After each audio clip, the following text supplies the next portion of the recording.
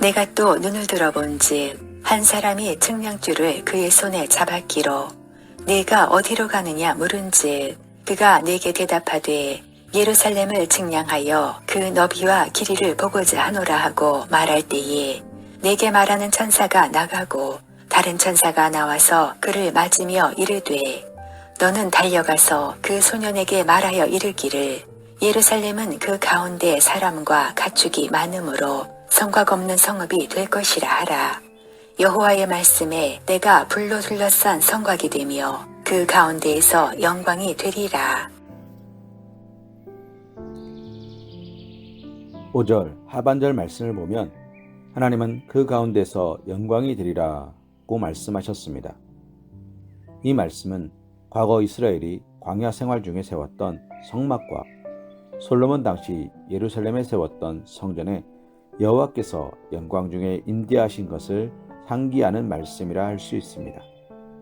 즉 과거 광야에서 그리고 솔로몬 당시 예루살렘에서 성전이 봉헌되었을 때 하나님께서 영광 중에 임재하셨던 것처럼 장차 새롭게 회복될 예루살렘 가운데 영광으로 임재하실 것임을 말씀하신 것입니다.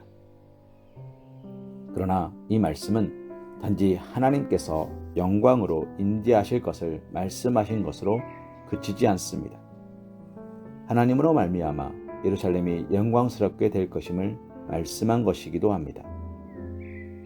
성경이 우리에게 증언하는 대로 참으로 하나님께서 함께 하시는 자, 또 그분이 거하시는 처소는 영광스럽게 세워지기 마련입니다.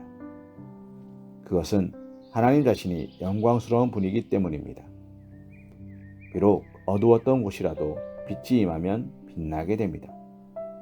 그처럼 현재 아무리 비참한 자나 장소라도 영광의 하나님께서 임하시면 지극히 영광스러워지는 것입니다. 출애굽 이전 선민들은 애굽에서 참으로 보잘것없는 자들이었습니다. 그들은 만민 중 가장 작은 민족의 하나였을 뿐만 아니라 그들의 삶은 비참하였고 그들의 신분은 노예에 불과하였습니다. 그랬던 그들 가운데 하나님께서 함께 하시자 어떻게 되었습니까? 그들은 민족들이 두려워하는 자들이 되었습니다. 다윗과 솔로몬 당시에는 애국과도 겨룰 수 있을 정도로 영광스럽게 되었습니다. 이처럼 아무리 보잘것없고 비참한 인생일지라도 지극히 영광스러운 하나님께서 함께 하실 때 그 사람도 그 처소도 영광스러운 것으로 변모하는 것입니다.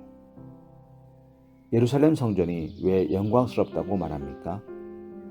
그것은 예루살렘 성전의 규모나 아름다움이 세계 제일이거나 당대 제일이어서가 아닙니다.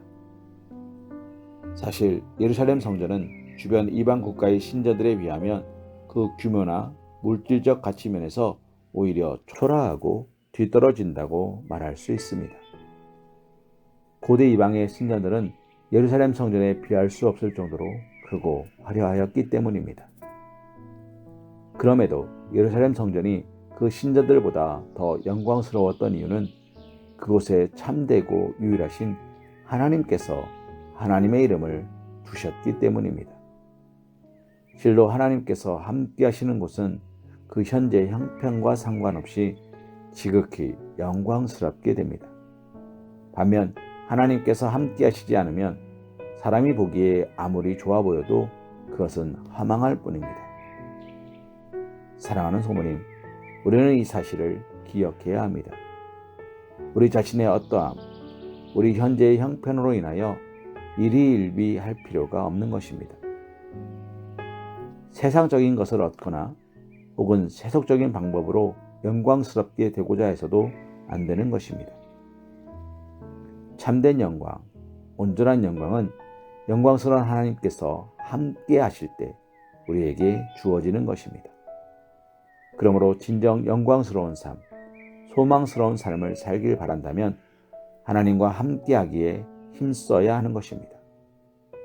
하나님을 삶의 중심에 모시고 우리가 거하는 모든 곳에서 하나님께 순종하는 삶을 산다면 그것이 참으로 우리의 삶을 영광스럽게 세우는 일임을 잊지 마시기 바랍니다.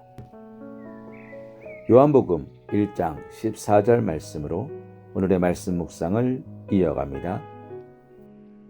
말씀이 육신이 되어 우리 가운데 거하심에 우리가 그의 영광을 보니 아버지의 독생자의 영광이요 은혜와 진리가 충만하더라.